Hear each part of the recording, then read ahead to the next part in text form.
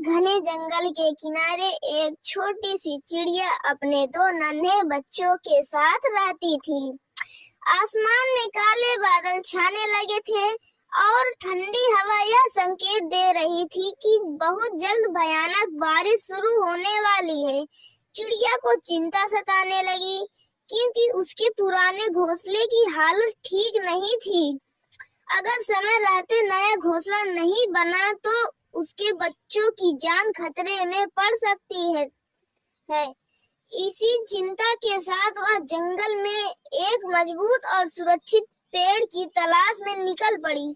उड़ते उड़ते वह नदी के किनारे पहुंची, जहां दो उसे बड़े पेड़ दिखाई दिए। पहला पेड़ दिखने में बहुत ऊंचा और घना था, उसकी टहनियां हरी भरी थी। चिड़िया उसके पास गई और विनम्रता से बोली, ए पेड़, बारिश का मौसम आने वाला है, क्या मैं तुम्हारी टहनियों पर अपने बच्चों के लिए एक छोटा सा घोंसला बना सकती हूँ?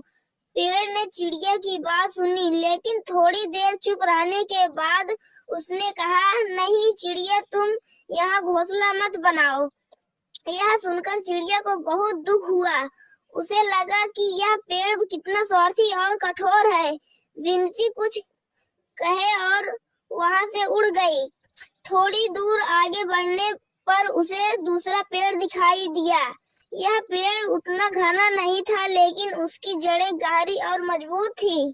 चिड़िया ने उससे भी वही बात कही। दूसरा पेड़ मुस्कुराया और बोला, तुम निश्चित होकर यहाँ घोंसला बना सकती हो, तुम्हारे बच्चे यहाँ सुरक्षित रहेंगे। चिड़िया की खुशी का ठिकाना नहीं रहा। उसने तुरंत उसी पेड़ पर मेहनत से अपना घोंसला बनाया और कुछ ही दिनों में अपने बच्चों के साथ वहीं रहने लगी।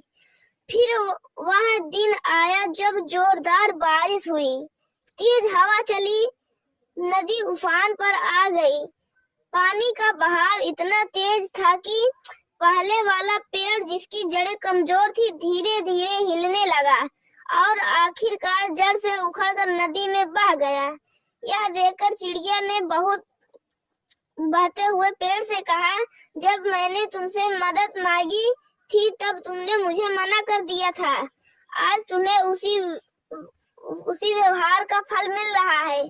पेड़ ने दर्द भरी मुस्कान के साथ जवाब दिया, चिड़िया, मैं जानता था कि मेरी जड़ें कमजोर हैं। मुझे पता था कि मैं इस बारिश में टिक नहीं पाऊंगा।